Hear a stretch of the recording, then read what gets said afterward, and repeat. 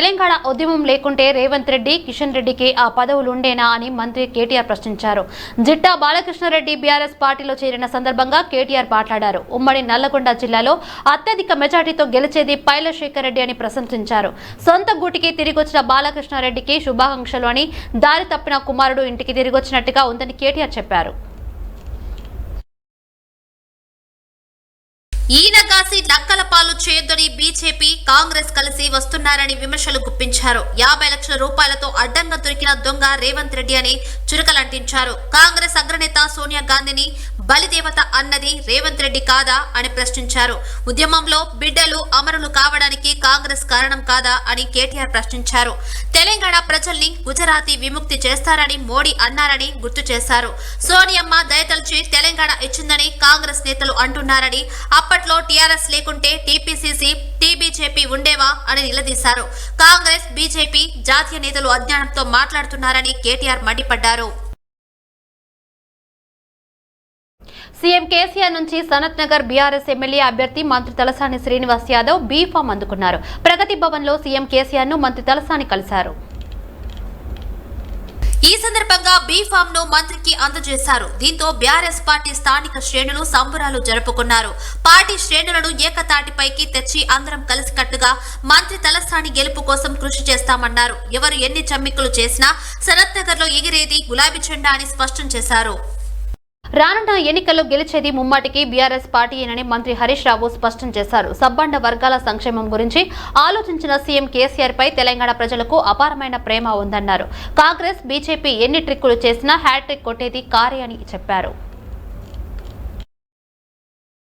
హైదరాబాద్ లోని ఆయన నివాసంలో సంగారెడ్డి జిల్లా ఆమ్దోల్ నియోజకవర్గం అల్లాదుర్గ్ మండల మాజీ జెడ్పీటీసీ మమత బ్రహ్మంతో పాటు పలువురు బీజేపీ, కాంగ్రెస్ పార్టీల నాయకులు మంత్రి హరీష్ రావు సమక్షంలో బీఆర్ఎస్ లో చేరారు. గులాబీ కండువా కప్పి వారిని సాధారణంగా పార్టీలోకి ఆహ్వానించారు. వివిధ సామాజిక ఉద్యమంలో పాల్గొన్న బ్రహ్మం ప్రస్తుతం బీజేపీలో ఉన్నారు.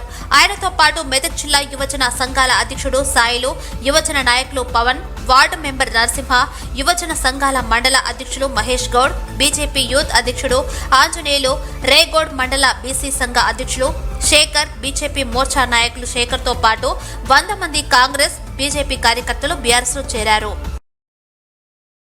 కుత్బుల్లాపూర్ నియోజకవర్గంలో ఎన్నికల సంగ్రామం మొదలైంది. ఇప్పటికే BRS party MLA KP Vivekananda నియోజకవర్గంలో నలుమూలల పాదయాత్ర చేపట్టారు.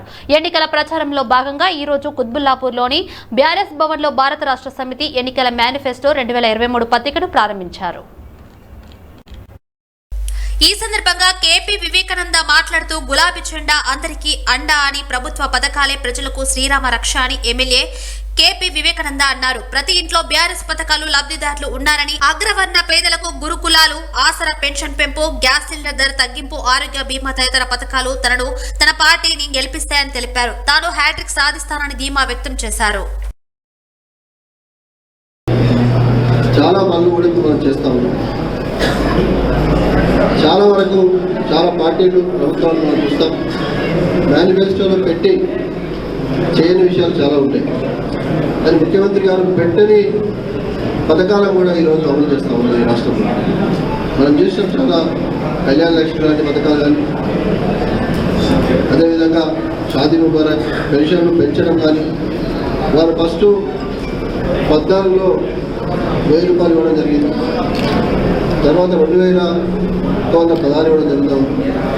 మళ్ళీ ఇప్పుడు వారి పరిస్థితులను వారి స్థితిగతులను అర్థం చేసుకొని 5000కు పెంచి వచ్చేసారి 3000 ఇస్తూ ప్రతి సంవత్సరానికి 500గా పెంచుకుంటూ పోతామని చెప్పి, అంతేకాకుండా మనకి పెన్షన్ ఏదైతే వృద్ధులకు పెన్షన్ ఉన్నదో ఆ పెన్షన్ని మరి 3000 రూపాయల నుంచి రాబోయే సంవత్సరాల్లో 5000 రూపాయలు 5016 తీసుకుపోతా ఉన్నారు. దాంట్లో వచ్చే సంవత్సరం మార్చి నుండే 3000 రూపాయలు 3016 రూపాయలు చేయబోతా ఉన్నారు. రాబోయే సంవత్సరాలు ప్రతి సంవత్సరం కూడా 500 రూపాయలు పెంచుకుంటూ పోయి 5000 పెన్షన్ ఉండబోతా ఉంది. అదేవిధంగా వైట్ రేషన్ కార్డ్ హోల్డర్స్ అందరూ కూడా ఎవరిలో అన్నపూర్ణ పథకం కింద మనం చూసినట్టయితే మరి అందరికీ కూడా సన్న బియ్యం ఇవ్వబోతా ఉన్నారు. ఇక్కడ ప్రజల్లో మరి మీటింగ్ పెట్టినప్పుడు ప్రజలందరూ కూడా దీన్ని హర్షధ్వానాలతో స్వాగతిస్తూ ఉన్నారు, చాలా సంతోషిస్తూ ఉన్నారు పేద ప్రజలందరూ కూడా. కాబట్టి అన్నపూర్ణ పథకం కింద అందరికీ సన్నబియ్యం అనేది రేషన్ కార్డు ఉన్న సందర్భంగా ఇవ్వబోతున్నారు. ఎన్నికల్లో కారును పోలిన గుర్తులను ఇతరులకు కేటాయించవద్దంటూ తెలంగాణ అధికార పక్షం బీఆర్ఎస్ దాఖలు చేసిన పిటిషన్ను సుప్రీంకోర్టు కొట్టివేసింది. రోడ్ రోలర్, చపాతీ మేకర్ వంటి గుర్తులు కారు గుర్తును పోలి ఉన్నాయని, దీనివల్ల ఎన్నికల్లో తమకు నష్టం జరుగుతుందని తెలిపింది. ఇదివరకే ఎన్నికల సంఘం దృష్టికి తీసుకెళ్లిన బీఆర్ఎస్ పార్టీ అదే విషయంపై సుప్రీంకోర్టును ఆశ్రయించింది. రోడ్డు, రోలర్, చపాతీ మేకర్ వంటి ఎన్నికల గుర్తులను ఎవరికి కేటాయించకుండా చూడాలని అత్యున్నత న్యాయస్థానాన్ని కోరింది. బీఆర్ఎస్ పార్టీ దాఖలు చేసిన పిటిషన్ను జస్టిస్ అభయ్ ఓకా నేతృత్వంలోని సుప్రీం ధర్మాసనం విచారించింది. సాధారణ ఎన్నికల గుర్తులను ఎవరికి కేటాయించవద్దని తాము ఆదేశాలు ఇవ్వలేమని సుప్రీంకోర్టు స్పష్టం చేసింది. అయినా ఓటర్లేమి road roller, chapati maker, car గుర్తు తేడా తెలుసుకోలేంత అమాయకులేమి కాదని ధర్మాసనం వ్యాఖ్యానించింది. హైదరాబాద్ క్రికెట్ అసోసియేషన్ ఎన్నికలు ప్రశాంతంగా ముగిశాయి. ఉప్పల్ రాజీవ్ గాంధీ ఇంటర్నేషనల్ స్టేడియంలో ఈ ఎన్నికలు జరిగాయి. ఉదయం 10 గంటల నుంచి మధ్యాహ్నం 3 గంటల వరకు పోలింగ్ జరిగింది. President, vice president, secretary, joint secretary, treasurer, councillor పోస్టులకు ఎన్నికలు జరిగాయి. హెచ్సీఏలో మొత్తం 173 ఓట్లు ఉన్నాయి. ఎన్నికల్లో 4 క్రికెట్ అసోసియేషన్ ప్యానెల్స్ పోటీలో పాల్గొన్నాయి. మాజీ క్రికెటర్స్ వెంకటాపతి రాజు, మితాలి రాజ్, స్రవంతి ఓటు హక్కును వినియోగించుకున్నారు. సుప్రీంకోర్టు నియమించిన సింగిల్ మెంబర్ కమిటీ జస్టిస్ లావు నాగేశ్వరరావు, కేంద్ర ఎన్నికల సంఘం మాజీ కమిషనర్ విఎన్ సంపత్ హెచ్సీఏ ఎన్నికలు నిర్వహించారు. ఈ ఎన్నికల్లో గెలుపుపై ఆయా ప్యానెల్స్ ధీమా వ్యక్తం చేస్తున్నాయి.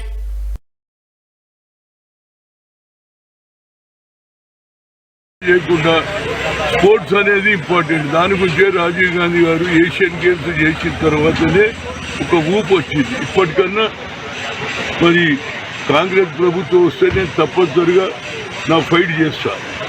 ప్రతి జిల్లాలో 8 నుంచి 10 ఎకరాల భూమి పెట్టాలి. అందులోనే స్టేడియం ఉండాలి. టేబుల్ టెన్నిస్ కానీ, వాలీబాల్ కానీ, షటిల్ కానీ, ఫుట్బాల్ కానీ ఇవన్నీ ఆడడానికి అవకాశం ఉంటే పిల్లలు ఎక్కడ పోకుండా హాలిడేస్లో కానీ చదువుతున్నప్పుడు ఈవినింగ్ టైమో పొద్దుటి టైమో ప్రాక్టీస్ హెల్త్ బాగుంటుంది, వాళ్ళ ఆలోచన విధానం బాగుంటుంది.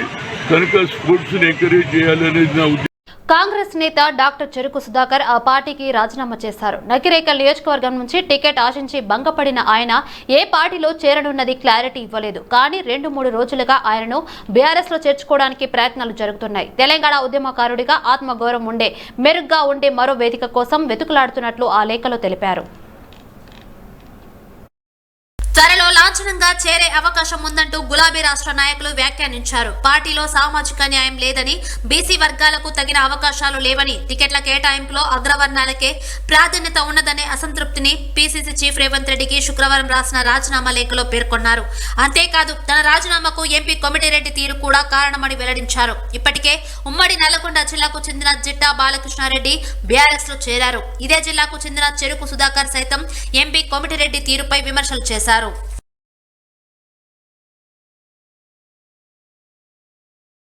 ఎన్నికల కౌంట్ డౌన్ వేళ బీఆర్ఎస్ లో మరో షాక్ తగిలింది. ప్రగతి భవన్ లో పార్టీ కార్యక్రమాలు చేయడంపై కాంగ్రెస్ ఈసీకి ఫిర్యాదు చేసిన విషయం తెలిసిందే. ఈ అంశంలో సీఈఓ వికాస్ రాజ్ హైదరాబాద్ జిల్లా ఎన్నికల అధికారి రోనల్ రాజ్ తో భేటీ అయ్యారు.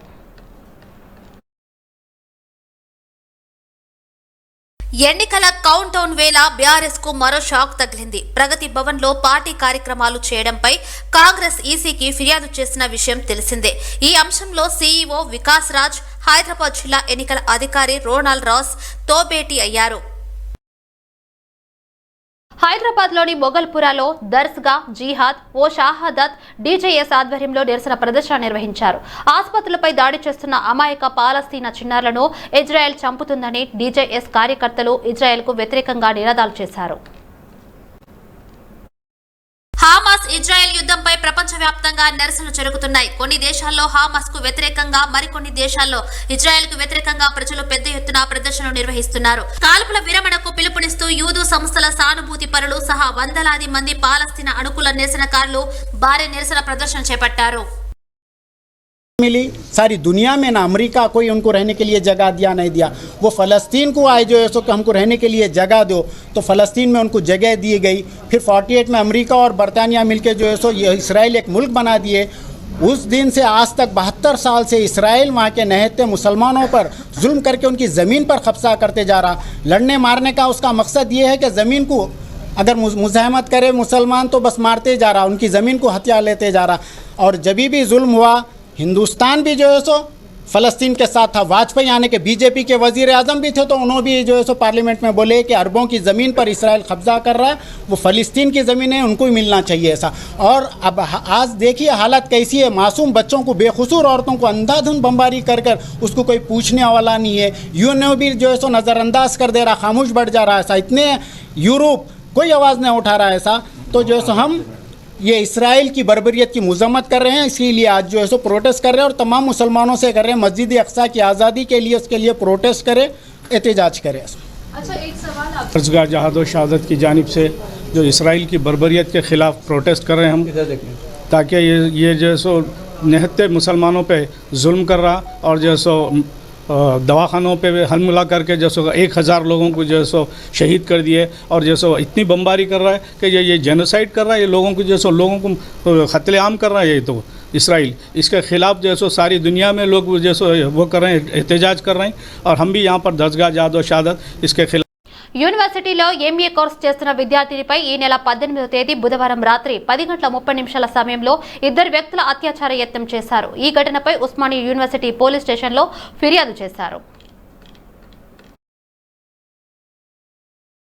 బాధితురాలిని భరోసా సెంటర్ కు తరలించి రిపోర్టు తెప్పించుకున్నారు పోలీసులు. విద్యార్థినిపై వాకింగ్ చేస్తున్న సమయంలో చీకటిగా ఉన్న ప్రాంతంలో ఈ ఘటన చోటు చేసుకుంది. ఓయో పోలీసులు సీసీ ఫుటేజ్ ను పరిశీలిస్తున్నారు. అమ్మాయిలకు క్యాంపస్ లో రక్షణ కరువైందని ఇఫ్లు వీసీ ప్రొఫెసర్ సురేష్ వెంటనే రాజీనామా చేయాలని డిమాండ్ చేశారు. విద్యార్థిని న్యాయం చేయాలని, లైంగిక వేధింపులకు పాల్పడ్డ వ్యక్తులను శిక్షించాలని ఇఫ్లులో నిన్న ఉదయం నుండి ఈ రోజు తెల్లవారుజాము వరకు విద్యార్థుల ఆందోళన చేపట్టారు. Peacefully protesting students. Due to the poor placement of street lamps and cameras, no CCTV footage of the perpetrators was available. Whatever footage was recovered was grainy and dark in nature. The student body was informed of this negligence by the university administration while at a sit-in protest at the old Sagar Square. Around 4:20 p.m., students marched to the administrative block to demand a response from the proctorial board and the vice chancellor. 3 hours in, the vice chancellor and the proctor had still not arrived to address the students. There were police cars parked near the administration block, and the security guards were also filming students in a clear attempt. Telangana రాష్ట్రంలో కేంద్ర ఎన్నికల సంఘం ఆదేశాలతో అధికార police యంత్రాంగం విస్తృతంగా తనిఖీలు నిర్వహిస్తున్నారు.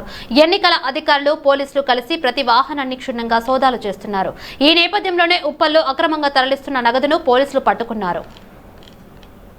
ఎన్నికల నేపథ్యంలో తనిఖీలు ముమ్మరం చేసిన పోలీసులకు పలు చోట్ల భారీగా నగదు పట్టుబడుతున్నాయి. ఈ క్రమంలోనే విశ్వసనీయ సమాచారం మేరకు ఉప్పల్ పోలీస్ స్టేషన్ పరిధిలోని ఏషియన్ థియేటర్ ఎదురుగా ఉన్న శాంతినగర్ బస్టాప్ వద్ద వాహనంలో తరలిస్తున్న నగదును మల్కాజ్గిరి ఎస్వటి జోన్ బృందం